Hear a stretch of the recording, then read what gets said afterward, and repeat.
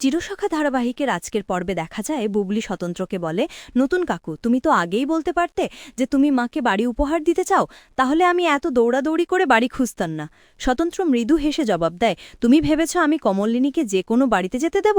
এদিকে বর্ষা অবাক হয়ে বলে, আমি কিছুই বুঝতে পারছি না, কে কোথায় যাবে এসব নিয়ে এত আলোচনা কেন? তখন পার্বতী রেগে বলে, ওদের পারিবারিক বিষয়ে কথা বলছো কেন বর্ষা? লক্ষ্মী যোগ করে, নতুনের সঙ্গে তো তুমি সবসময় ছিলে না, তাই ওদের বিষয়ে কথা না বলাই ভালো।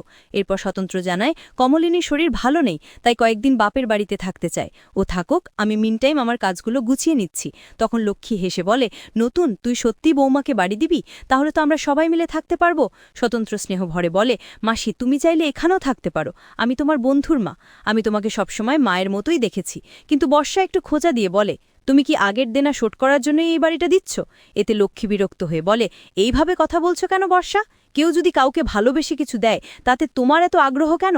স্বতন্ত্র শান্তভাবে বলে, আমি এমন কোনো ইচ্ছে করি না যার জন্য অন্য কেউ কষ্ট পাবে। পার্বতী বলে, স্ত্রী হিসেবে তোমার সিদ্ধান্তকে সম্মান করি। স্বতন্ত্র জবাব দেয়, স্ত্রী হিসেবে নয়, মানুষ হিসেবে সম্মান করলেই যথেষ্ট। শেষে দেখা যায় কমলিনী হাসপাতাল থেকে ছাড়পত্র পাচ্ছে, বিলের টাকা নিয়ে সবাই হিসাব করছে কে কত দেবে।